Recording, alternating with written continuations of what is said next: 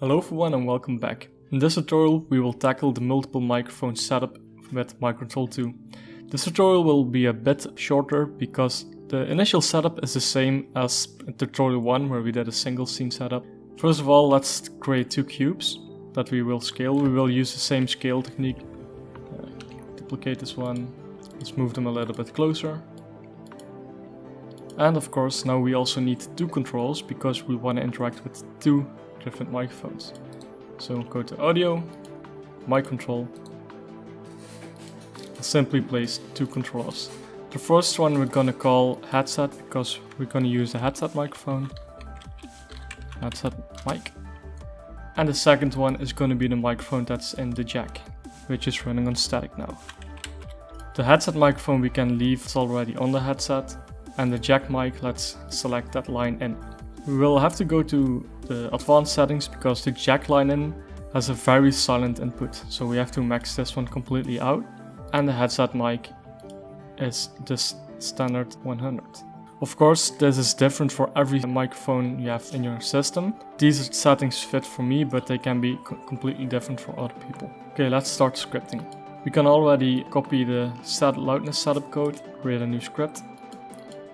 So there's two ways we can approach this. We can either use the script from past tutorial in which we simply use one controller to scale the object and drag the script on each cube and assign each respective controller to it. But I want to use one single script, so we're gonna use one script to call to both microphones. Paste the code here and now we simply have to duplicate everything what's already here.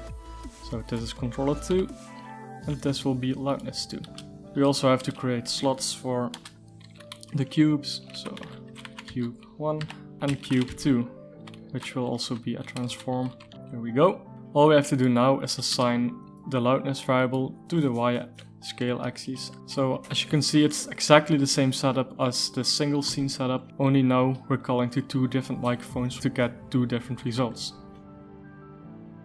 We are also going to add an extra amplify variable, which we will use with cube 2, since the line in is very silent. Maybe the amplification provided by the mic controller isn't enough.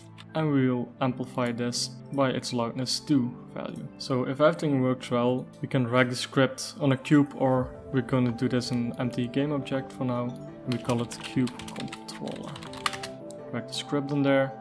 Fill the slots up, so we have the headset mic in slot 1, first cube in slot 1, the jack mic in slot 2, and the second cube also in slot 2. And let's click play. Normally, if everything went right, we'll see the left cube changing based on my voice, and we'll see the right cube changing based on the static input from the line input. Test, 1, 2 test. And there you have it.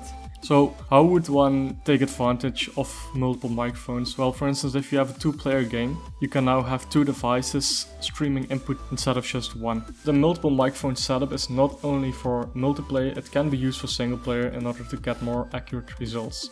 I hope you learned something today, and I will see you in the third part of the tutorial where we tackle the multiple scene setup, in which we keep a control alive in between different scenes. Bye!